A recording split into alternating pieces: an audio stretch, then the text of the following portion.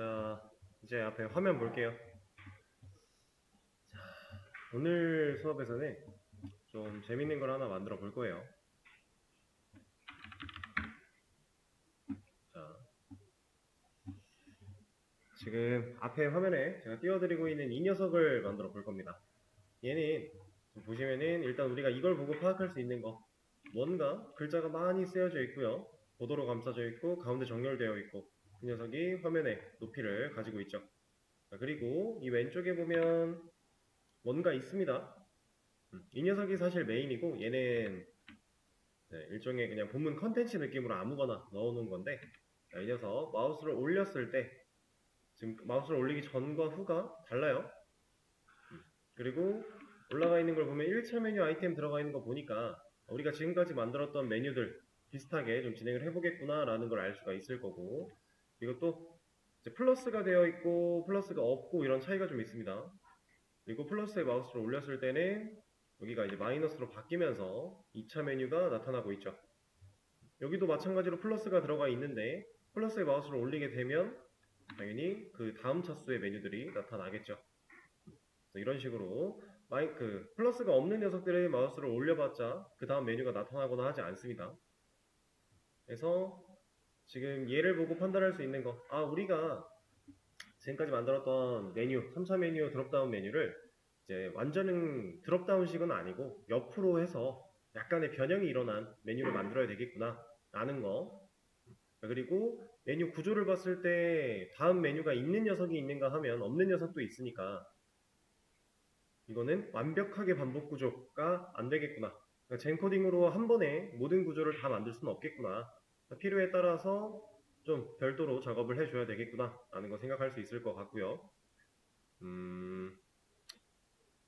그리고 또 이거죠. 마우스를 올렸을 때 이만큼의 화면이, 이 메뉴 부분이 이제 제목 자체가 토글 사이드바이기 때문에 이 사이드바라고 칭하겠습니다. 이 사이드바라는 녀석이 마우스를 올렸을 때 나타날 수 있게끔, 그리고 마우스를 올리기 전에는 그냥 화면의 한쪽에 위치하고 있게끔, 그리고 또 하나 알 수 있는 거, 드래그를 스크롤을 내려도 이 녀석은 고정되어 있죠. 그렇다라는 건 이 녀석의 포지션은 픽스를 사용을 했을 거다, 이런 것들 우리가 예상을 할 수 있습니다. 그리고 여기 화살표 같은 것도 잘 보시면은 처음에는 오른쪽으로 화살표가 이렇게 되어 있어요. 근데 마우스가 올라가면 아래쪽으로 화살표가 바뀝니다. 그래서 지금 메뉴가 지금 이쪽으로 얘가 더 나와야 된다라고 하는 표시 정도라고 생각하시면 되고, 나왔을 때는 메뉴가 아래쪽으로 향하고 있다, 이런 표시. 이런 것들. 또 말씀드릴 만한 게 토글? 토글은 뭔지 아시나요 혹시? 토글이랑 보통 이제 유지를 반대 개념으로 많이 사용을 하는데, 토글은 간단하게 얘기해서 마우스가 올라가 있을 때에만, 어떠한 상황일 때에만 유지가 되는 거고요. 유지는 한 번 입력이 되면 내가 다시 이걸 풀기 전까지 알아서 그 상태가 유지된다라는 거예요. 만약에 지금 이 상태를 이게 지금 토글이거든요. 마우스가 올라갔을 때는 유지가 되고 있고, 마우스가 떨어져 나가면 다시 원래대로 돌아가는 이게 토글인데, 만약에 얘를 유지 방식으로 만든다라고 하면 제가 마우스를 처음에 올렸을 때 얘가 나왔죠. 나오고 마우스를 빼도 얘는 계속 있어야 돼요. 그러다가 뭐 다시 특정 트리거, 뭐 클릭이라던가 아니면은 다시 마우스를 올린다거나 하는 행동이 벌어졌을 때 그때 들어가게끔, 이게 토글과 유지의 차이입니다. 그래서 지금은 우리가 토글 사이바라고 하는 녀석을 만들어 볼 거고, 이 본문 컨텐츠는 그냥 이제 이 본문에 대한 높이를 가지게끔 하나 만들어 놓은 거고요. 이 픽스드라고 하는 거를 눈으로 보기 위해서 적용해 놓은 겁니다. 그래서 뭐 그렇게 특별하게 추가될 건 없는데, 이거를 이제 온전하게 여러분들이 하기 위해서는 우리가 아직 배우지 않은 개념 하나를 더 배워야 돼요. 그거에 대해서 간단하게 좀 설명을 드리고, 그 다음에 이걸 따라서 만들어 볼 수 있는 시간을 드려 볼 겁니다. 자, 그러면은 일단 개념부터 한번 볼까요? 이 토글 사이드바를 만들 때 필요한 개념 중에 우리가 아직 배우지 않은 개념은 이거예요. 이거, 이 플러스 부분, 그리고 마우스가 올라갔을 때 마이너스로 바뀌는 이 부분. 얘는 왜 배우지 않은 거냐면, 얘는 우리가 HTML 태그 1차 메뉴 아이템이라고 하는 텍스트 뒤에 이러한 텍스트를 직접 넣는 걸까요? 그렇게도 물론 할 수 있어요. 그렇게도 물론 할 수 있지만, 그렇게 하면 무슨 문제가 생기냐면, 내가 마우스를 올렸을 때 이 녀석이 바뀌어야 되거든요. 플러스라고 되어 있던 부분이 마이너스로 바뀌어야 되는데 우리가 텍스트로 직접 넣어 놓으면 얘를 바꿀 수가 없어요. 마우스가 올라갔을 때 텍스트의 입력값을 변하게 하는 것은 우리가 불가능해요. 그렇다라는 건 얘는 직접 타이핑된 텍스트가 아니란 얘기예요. 실제로 드래그를 해보면은 드래그가 안 됩니다. 우리 어제 배웠던 것 중에 우리가 직접 입력하지 않은 텍스트, 그래서 드래그가 안 됐던 텍스트 오버플로우의 엘리시스라고 하는 그런 녀석이 있었죠? 점점점 부분이 드래그가 안 됐었어요. 얘도 마찬가지예요. 직접적으로 입력되어 있는 텍스트가 아니기 때문에 우리가 드래그를 하는 게 불가능해요. 선택이 안 된다는 얘기고. 그러면 이 녀석을 어떻게 만드는가? 우리는 그거에 대해서 조금 알아볼 필요가 있습니다. 저 개념은 사실 크게 어려운 건 아니고요. 제가 이런 식으로 한번 보여드려 볼게요. 우리가 이제 메뉴가 좀 익숙해져 있으니까 메뉴를 사용해서 예시를 들어 드리겠습니다.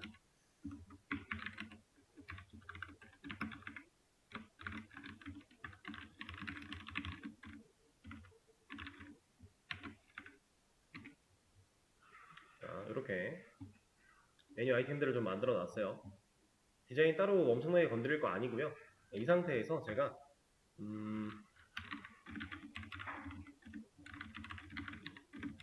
저 지금 누구 골랐죠? 1차 메뉴 아이템 텍스트를 고른 거죠. 자, 이 녀석한테 백그라운드 컬러를 레드로 줘보겠습니다. 그럼 텍스트들이 레드로 입혀져요. 자, 근데 제가 이 A라는 녀석한테 처음 보는 걸 사용을 한번 해볼 거예요. 아직 여러분들한테 이거에 대해서 설명을 드리지 않았습니다.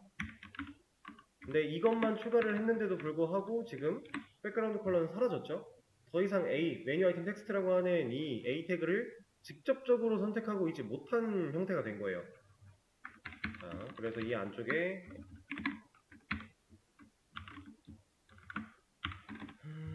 뭘 넣어볼까?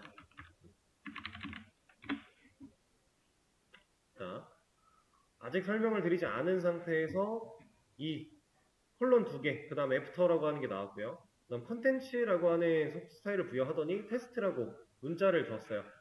그리고 백그라운드 컬러가 그 테스트한테 입혀진 걸 우리가 볼 수 있겠죠? 자, 이거는 잘 안 보일 수도 있으니까 좀 키워서 보겠습니다. 이렇게. 자, 지금 골라진 건 우리가 만들어낸 텍스트인가요? 우리가 직접 타이핑을 했던 텍스트가 아니죠. 그렇죠? 이렇게 적힌 이 테스트라는 글자는 뭐 때문에 생긴 걸까요? 여기 콘텐츠 때문에 생긴 거지 않을까요? 그렇죠? 자, 그리고 여기 애프터. 뜻이 뭐예요, 애프터가? 뭐뭐 뒤에, 뭐뭐 후에 이런 느낌의 단어로서 우리가 알고 있죠? 자, 실제로 우리가 가지고 있는 텍스트의 뒤쪽에 와서 붙었네요. 자, 이게 애프터입니다. 자, 근데 이 애프터를 잘 보시면은 그동안 우리가 써왔던 거랑은 다르게 콜론이 2개가 들어가 있어요. 얘는 우리가 호버 혹은 NTH 차일드 이런 거 썼을 때 콜론 하나 찍었던 거랑은 약간 다른 의미를 가지고 있습니다. 다른 다른 의미라고 생각하기보다는 좀 결이 달라요. 비슷하게 뭔가의 조건을 부여하거나 뭔가 특정한 상황을 찾아내는 경우는 맞는데 그런 느낌인 건 맞는데 이제 이거는 하나 말씀을 드리는 게 낫겠네요. 이걸 가지고 이제 우리가 가상요소 선택자라고 얘기를 하거든요. 이 콜론 하나 찍는 거, 2개 찍는 거, 둘 다 그런 식으로 표현을 하는데 하나를 찍는 것과 2개를 찍는 거의 차이가 자, 하나는 우리가 썼던 걸 생각을 해보면 호버, 또 NTH, 또 뭐 있었죠? 이거 말고 우리 뭐 낫 같은 것도 할 수 있을 것 같고요. 그렇죠? 우리 실제로 다뤄보진 않았지만 이런 게 그 CSS 디너 같은 부분에 있었으니까 아니면은 뭐 나중에 뭐 사용할 일이 있을지 모르겠지만 포커스라고 하는 이런 것들도 콜론을 하나 찍어서 갈 수 있어요. 그래서 얘네를 가지고 이제 의사 클래스라고 표현을 해요. 의사 클래스. 가상요소 클래스, 가상요소 선택자, 가상요소 뭐 의사 클래스 이런 식으로 얘기를 하게 되는데 얘네들은 어떤 특정한 상태나 조건을 기반으로 스타일을 적용시키고자 할 때 부여를 하는 겁니다. 그래서 콜론을 하나 찍는 거 조건이에요, 조건. 상태나 조건. 그래서 호버, 마우스가 올라간 상태. 상태이자 조건이죠. 그 다음 not 같은 경우. 이것도 반대가 돼야 되는 조건 같은 개념. 이런 느낌으로 볼 수가 있어요. 근데 우리가 지금 애프터로 쓰고 있는 콜론 2개짜리는 이제 의사 표시를 한다 그래서 의사 요소, 그냥 의사 요소 이런 식으로 표현을 하는데 이제 해당 요소의 특정 부분을 선택을 하거나 생성한다 라는 의미를 가지고 있습니다. 그래서 어떤 상태와 조건을 따지는 게 아니라 얘는 얘가 이 요소가 가지고 있는 특정 부분 혹은 그 부분을 생성해내는 방식으로서 만들어지는 거예요. 그래서 약간 달라요. 근데 이것도 지금 코드펜에서 나중에 이제 실습을 해보시다가 느끼실 텐데 이 콜론 2개를 깜빡하고 하나만 써도 기능상의 문제는 없어요. 근데 이게 왜 그런 거냐면 이제 뭐 정확할 필요까지는 없지만 CSS2라고 해서 지금 현재는 우리가 CSS 표준 3를 사용하고 있습니다. 근데 CSS2까지는 이 둘의 차이가 없었어요. 그냥 콜론 하나로 다 통일을 했었습니다. 근데 그랬더니 이게 배우는 와중에서 활용하는 와중에서 조금 헷갈린 거예요. 그래가지고 CSS3부터 이걸 나눴어요. 하나짜리와 2개짜리로 분리를 해놓기 시작을 했습니다. 근데 아직 대부분의 브라우저들은 이 두 가지를 다 호환을 하기 때문에 하나를 써도 인식이 되고요. 2개를 써도 인식이 잘 돼요. 그래서 실질적으로 사용하는 데는 문제는 없지만 우리가 하나를 써놓고 애프터를 쓰면 조금 내가 개발한 의도를 좀 잘못 표현하고 있다는 느낌으로 생각을 하시면 돼요. 그래서 우리가 애프터나 이런 걸 사용을 할 때는 명확하게 2개를 찍어주는 거를 생각을 해주세요. 그리고 호버 같은 경우는 2개를 찍으면 안 되겠죠? 그런 거는 명심을 잘 해주시고 이제 이런 개념으로 이제 콜론 2개를 사용해서 애프터를 써본 건데 뭐뭐 뒤에라고 했기 때문에 뒤에 와서 붙었어요. 근데 이 녀석을 before라고 한번 써볼게요. 그랬더니 앞으로 옵니다. 자, before 뭐뭐 전에죠. 애프터가 뒤에니까 뒤에 가서 붙는 거고 before가 뭐뭐 전에니까 앞에 와서 붙어요. 자, 근데 여기서 제일 중요한 건 사실 이겁니다. 이 테스트라고 하는 글자는 컨텐츠의 내용 때문에 생겨난 건데 이건 안 봐도 알겠는데 이 before와 after의 위치가 A 태그의 앞과 뒤라고 우리가 지금 생각이 들죠? 그쵸? 앞과 뒤라고 생각이 들어요. 그러면 이 테스트라고 하는 글자 이 녀석은 이 HTML 마크업 기준으로 봤을 때 여기일까요? 여기일까요? 1번, 2번. 지금 비포 기준으로 보는 거예요. A 태그의 앞이라고 우리가 느껴지게 되는데 과연 얘는 진짜 A 태그보다 앞쪽에 있는 A 태그가 시작하기 전에 있는 위치가 맞을지 A 태그가 시작되고 나서 텍스트가 나오는 그 위치가 맞을지 이게 제일 중요한 개념입니다. 자, before와 after는요 절대로 A 태그를 벗어나지 않아요. 이 안쪽에 존재합니다. before니까 A 태그 안쪽에 첫 번째 위치 실제로 텍스트가 나오기 전의 위치가 되는 거고요. after는 당연히 여기가 되겠죠. A 태그를 벗어난 이 지점이 아니라는 겁니다. 근데 이건 사실 우리가 얘를 봐도 알 수가 있어요. 어떻게? 테스트에도 파란색 글자와 밑줄 그어져 있죠. A 태그가 가지고 있는 특징을 얘도 가졌잖아요. 그렇죠? 그것만 봐도 A 태그를 벗어난 속성이 아닐 것이다라고 예상할 수 있습니다. 그리고 애초에 A 태그한테 부여된 속성이고요. 방금 전에 제가 말씀드린 점 2개, 콜론 2개 찍는 거 어떤 의미라고요? 요소의 특정 부분을 선택하거나 어떠한 걸 생성해내는 거라 그랬어요. 그럼 어쨌든 이 요소에 포함되어 있다가 맞는 겁니다. 아시겠죠?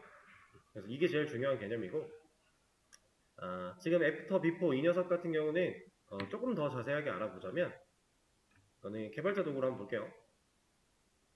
이 녀석을 딱 찍어서 보면 A 태그의 안쪽에 이렇게 콜론 2개 비포 들어가 있어요. 그리고 실제로 텍스트가 나오고 있고요. 자, 애프터를 쓰면은 당연히 이 밑에 콜론 2개 애프터가 생겨날 건데 자, 이 비포랑 애프터라는 녀석은 일단은 없던 걸 만들어낸다의 개념까지는 아니에요. 얘는 들어있는데 비활성화되어 있다가 우리가 이러한 의사 요소 내가 지금 이러한 의사로 이 요소를 선택할 거야 라고 하면 비활성화되어 있는 게 활성화되는 개념입니다. 그래서 제가 아까도 말씀드렸던 점 2개짜리 얘가 어떤 특정 부분을 선택한다라고 했죠? 그런 선택의 의미를 가지고 있다라고 보시면 돼요. 근데 사실 이것까지는 큰 중요한 건 아니고 제일 중요했던 거는 이제 위치가 여기다 그리고 여기다 라는 거. 그래서 애프터와 비포, 실제로 컨텐츠에다가 적는 내용이 그 자리에 들어가게 돼요. 당연히 드래그로 선택할 수 없고요. 하지만 스타일은 부여가 가능하죠. 이런 식으로. 이게 애프터와 비포의 개념이었고, 자, 이번에는 요거 한번 말씀을 드려볼게요. 지금 현재로서는 ASD라고 하는 콘텐츠 내용이 이제 셋 다 들어가 있는데, 제가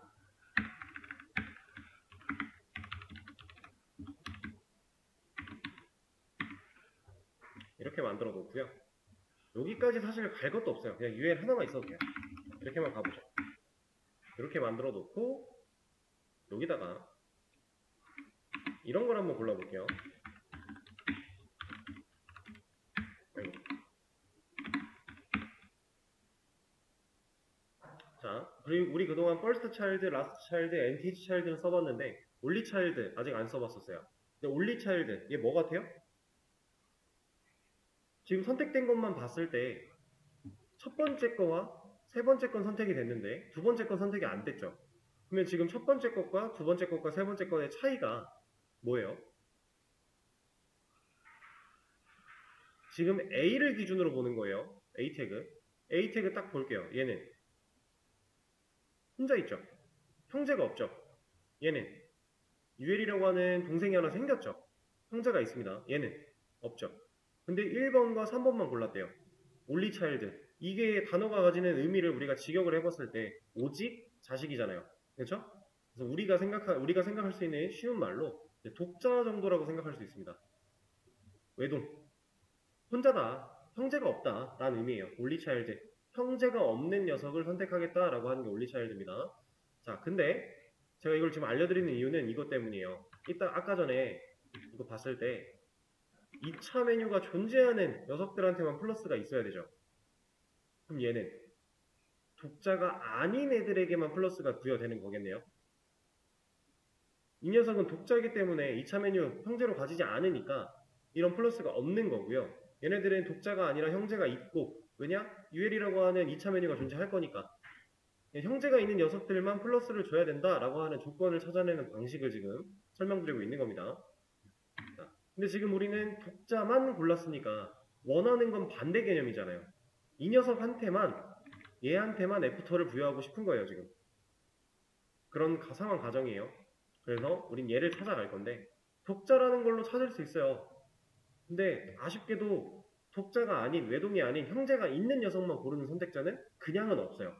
그래서 우리가 이걸 응용해서 이렇게 써주면 외동이 아닌 녀석들만 선택을 해줍니다. not이라고 하는 의사 클래스를 사용해서 우리가 반대의 개념으로 뒤집는 거죠. 반전이죠. 이러면 이제 독자가 아닌 녀석만 선택이 됐네요. 그럼 이 녀석한테 애프터를 주고 싶다. 그러면 이 뒤에다가 애프터를 붙이는 거예요. 그리고 컨텐츠를 열어주면 얘만 붙습니다. 그러니까 이런 느낌으로 여러분들이 토글 사이드바에 있는 이 플러스 그리고 마이너스는 마우스가 올라갔을 때 변화하는 거니까 이건 여러분들이 알아서 하시면 될 것 같고, 이 방식을 사용하시면 원하는 대로 토글 사이드바 만들 수 있다. 그리고 나머지는 다 배운 거예요.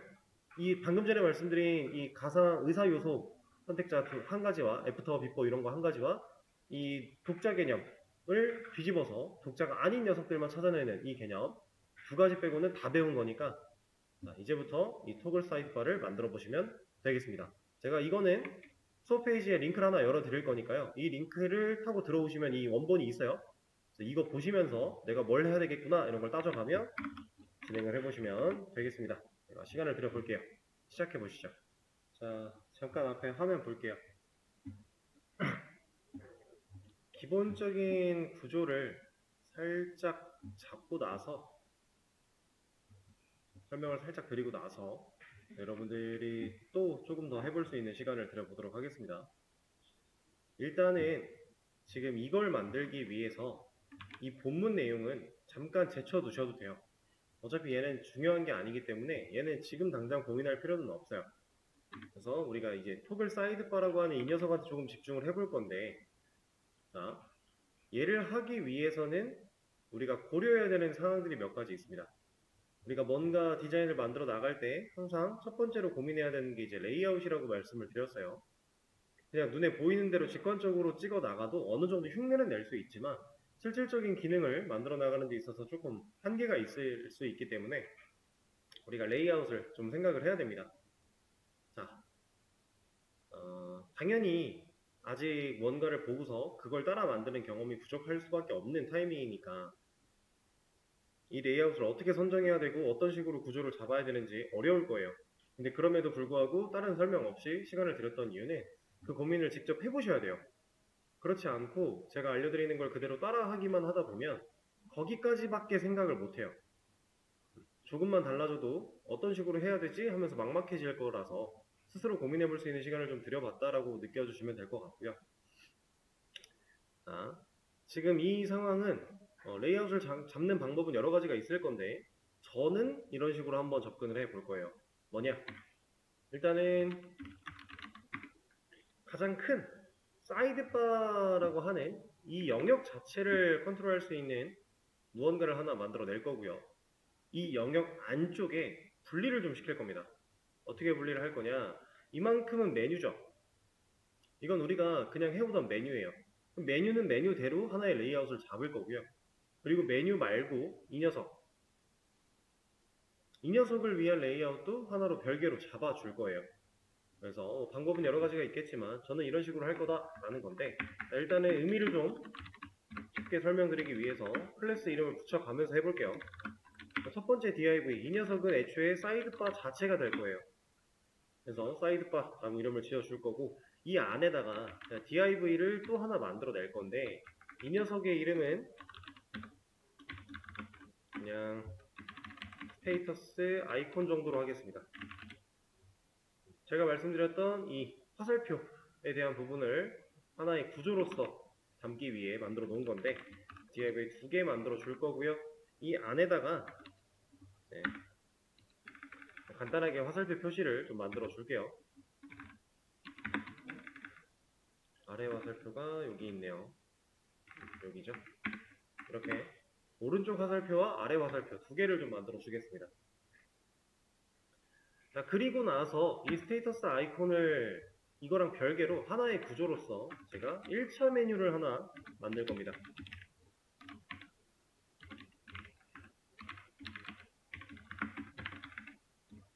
꼭 이렇게 해야 된다까지는 아니지만 적어도 이 정도는 해야 돼요. 구조를 잡을 때. 그래야 문제없이 내가 원하는 것들을 만들어 나갈 수 있을 겁니다. 자, 1차 메뉴. 2차, 3차는 아직 안 만들 거예요. 왜냐면 애초에 반복 구조로서 2차 메뉴, 3차 메뉴 이렇게 딱딱 쌓여져 나가는 게 아니라 필요한 시점에 필요한 만큼만 넣어주면 되는 거다 보니까 1차 메뉴 가지고 먼저 생각을 할 겁니다. 자, 그럼 구조를 봤을 때 사이드바라고 하는 큰 레이아웃, 큰 구조 틀 안에 스테이터스 아이콘, 화살표를 나타내는 구조가 하나 들어있고요. 그 밑에 우리가 지금까지 해왔던 메뉴 구조가 하나 들어있겠죠. 자, 이 녀석한테도 클래스를 메뉴 박스라고 이름을 하나 지어줄게요. 이름은 있어도 되고 없어도 되고 상관은 없어요. 다만 편하게 작업하고 싶으시면 적당히 그 레이아웃의 첫 번째 녀석한테는 이름이 들어가 있는 게 편할 겁니다. 자, 이거 가지고 진행을 할 건데 일단은 제가 얘를 가려놓고 볼 거예요.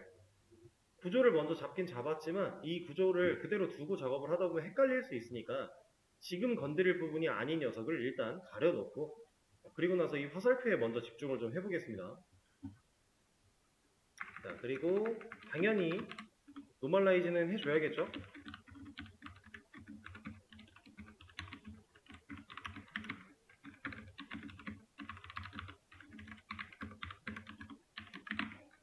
자, 노멀라이즈 진행했고요. 자, 이제 이 화살표 그리고 사이드바라고 하는 이 네모난 박스의 영역 가지고 고민을 해볼 겁니다. 큰 데부터 좀 처리하는 게 맞으니까 일단은 사이드바라고 하는 녀석을 가지고 생각을 해볼게요.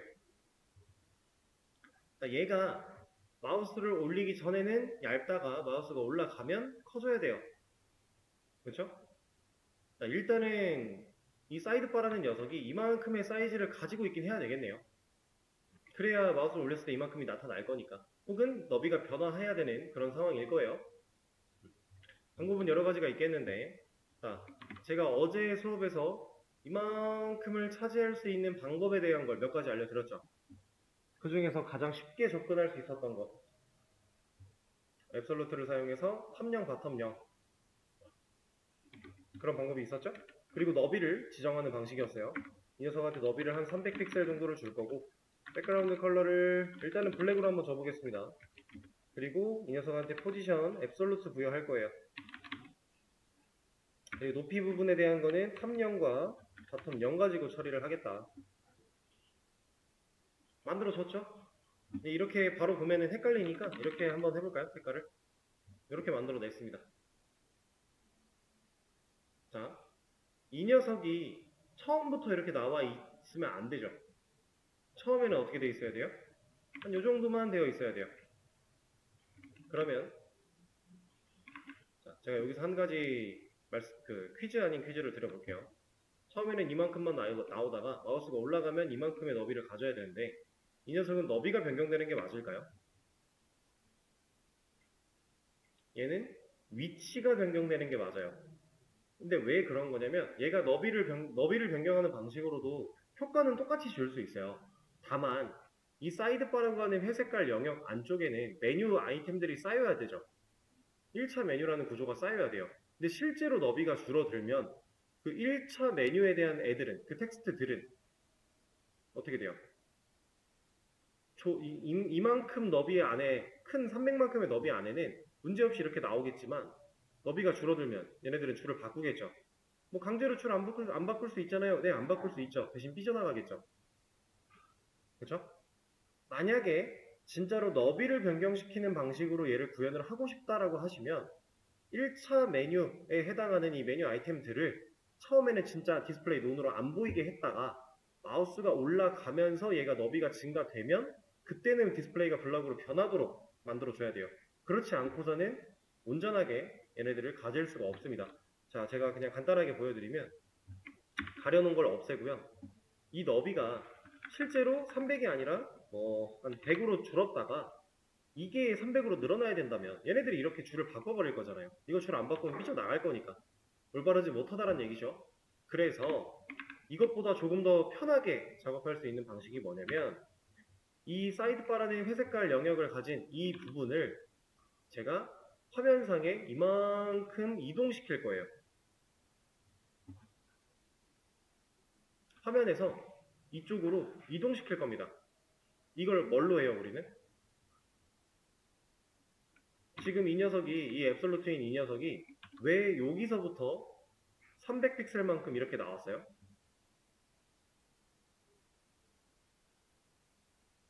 이건 컨텐츠가 당연히 거기서부터 만들어질 수밖에 없기 때문에 그런 건데 이걸 우리가 조금 더 명확하게 적어주자면 레프트 0 아니에요?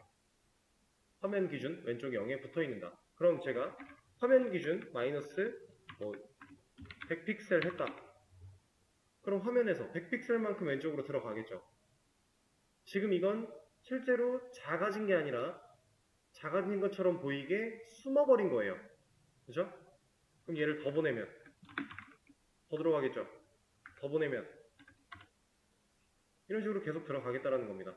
그래서 한 270 정도를 넣어주면 될 것 같은데 이렇게 넣어놓고 여기다가 화살표 띄워놓으면 되겠죠? 얼추 비슷한 것 같아요. 그런 식으로 진행을 하겠다라는 거고 마우스가 올라가면은 이 레프트의 값을 다시 0으로 바꿔주면서 원래 크기를 가질 수 있게끔 우리가 만들어주면 되겠죠. 그런 식으로 진행을 해볼 겁니다. 일단은 레프트 0을 놓고요. 사이드바 기본적으로 가져야 되는 거는 대충 가졌으니까 이 안쪽에 이제 화살표 이 녀석들을 좀 가지고 컨트롤 해볼 건데 자, 화살표를 한번 생각을 해보세요. 지금 이 사이드바에서 이 녀석에서 화살표의 위치가 어디 쪽에 있죠? 오른쪽 끝에 있죠? 우리는 지금 왼쪽에 있잖아요. 컨텐츠가 왼쪽부터 생겨날 거니까. 그럼 이걸 오른쪽 끝으로 보내려면은 우리는 저 화살표를 어떻게 해줘야 돼요?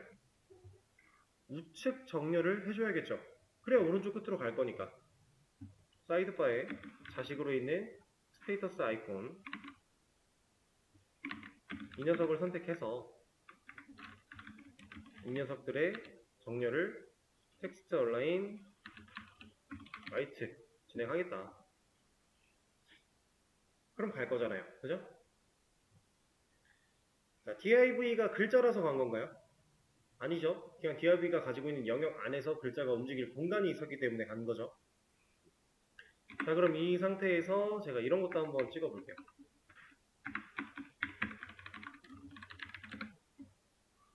백그라운드를 줬습니다. 두 개가 같이 골라질 수밖에 없어요. 근데 만약에 제가 이걸 이렇게 하는 게 아니라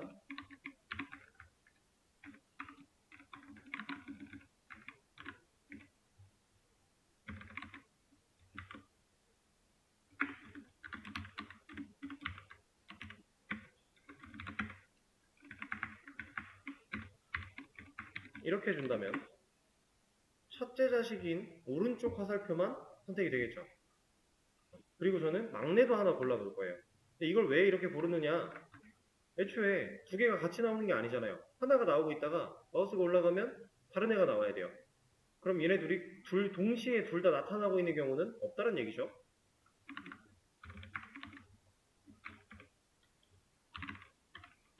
자, 라스트 차일드한테 백그라운드를 얘한테는 레드 이런 식으로 줘보겠습니다. 자, 영역을 나눴어요. 선택을 따로 한 거죠. 자, 이제 이거 가지고 뭐 할 거냐면 마우스가 올라가기 전에는 오른쪽 화살표 백그라운드 그린 부분만 나오고 있다가 마우스가 올라가면 그린 부분은 안 보이고 빨간색 부분은 나타날 수 있게 우리가 해왔던 거 디스플레이 논과 블락 가지고 처리하는 거. 첫 번째로 이 레드 녀석은 디스플레이가 논이면 되겠네요. 그렇죠? 근데 어디에 마우스가 올라가면이에요? 얘가 빨간색이 나타나야 되는 시점, 초록색이 사라지고 빨간색이 나타나야 되는 시점은 사이드바에 마우스가 올라갔을 때, 사이드바에 마우스가 올라갔을 때 그때 스테이터스 아이콘의 first child라는 녀석은 디스플레이가 논으로 바뀔 거고 사이드바에 마우스가 올라갔을 때 라스트 차일드 이 녀석은 디스플레이가 블락으로 바뀔 거야. 그럼 이제 이렇게 적용이 되는 거죠. 이건 간단하잖아요. 그쵸? 이 상태에서 백그라운드만 빼주면 화살표가 왔다 갔다 하겠죠. 자, 그러면 이제 이걸 가지고서 여기는 뭐 필요가 없는 거니까 이제 빼버리고 이걸 가지고서 사이드바가 실제로 작아졌다가 커지는 것도 바로 한번 적용을 해보도록 하죠. 사이드바라고 하는 이 녀석은 최초에는 작아야 돼요. 마이너스 270 픽셀 줄 거고요. 최초에는 작게. 근데 이렇게 작게 줘보고 나니까 화살표가 조금 너무 치우쳐져 있잖아요. 그래서 얘를 약간 이 작은 위치 안에서도 가운데 정도 위치할 수 있게 지금 이렇게 이런 느낌을 줄 수 있게끔 얘한테도 여백을 좀 주겠습니다. 스테이터스 아이콘 이 녀석한테 헤딩을 한 10픽셀 줘볼까요? 좀 많네요. 좀 작게 7, 8, 7이 낫겠네요. 요 정도 줄 수 있겠죠?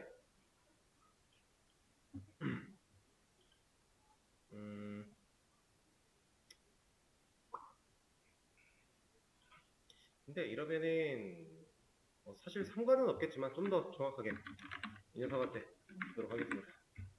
어차피 똑같아요. 똑같긴 하지만. 자, 그러면은 얼추 지금 첫 번째 모양은 비슷하게 만들어졌어요. 이 상태에서 마우스가 올라갔을 때 얘만 바뀔 게 아니라 실제로 얘가 원래 사이즈대로 튀어나와줘야 되니까 사이드바에 호버했을 때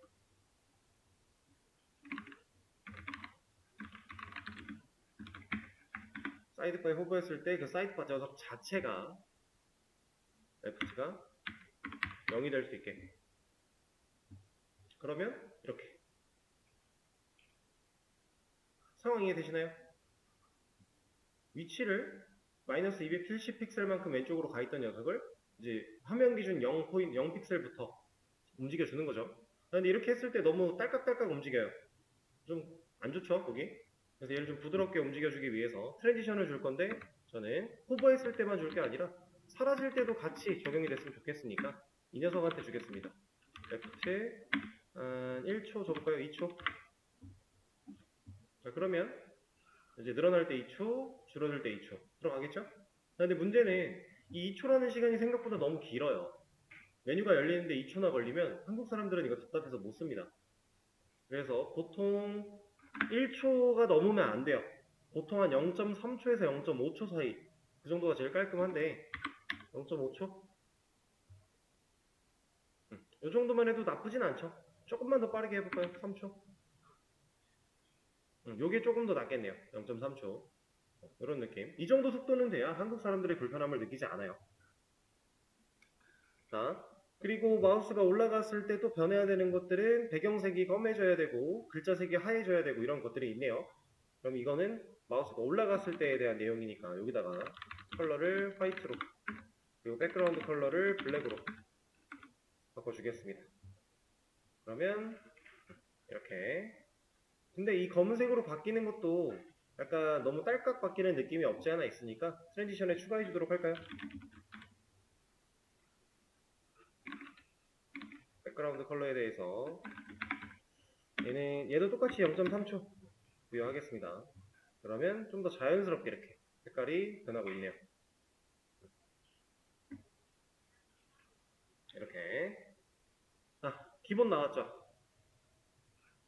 사이드바에 대한 기본은 끝났습니다. 자, 그럼 이제 메뉴 그 디스플레이 논으로 가려놨던 이 녀석을 다시 살려내면서 작업하면 되겠네요. 그렇죠? 지금 이 상태에서 제가 설명을 드리면서 진행을 했기 때문에 얘를 제공해드리지 않더라도 제가 설명드렸던 내용을 한번 생각해보면서 다시 한번 구조를 잡아보시고요. 그 구조대로 진행을 했을 때 이제 1차 메뉴, 그 다음 2차 메뉴, 3차 메뉴 이런 것들은 우리가 해왔던 것과 별반 다르지 않습니다. 그런 방식을 사용해서 마저 진행을 해보시죠. 시간을 들여볼게요. 지금 어느 정도 많이들 진행을 하신 것 같고 다 하신 분도 생겼고 아직 하고 계신 분도 있는데 시간은 50분까지 들여볼게요. 그리고서 쉬는 시간을 가졌다가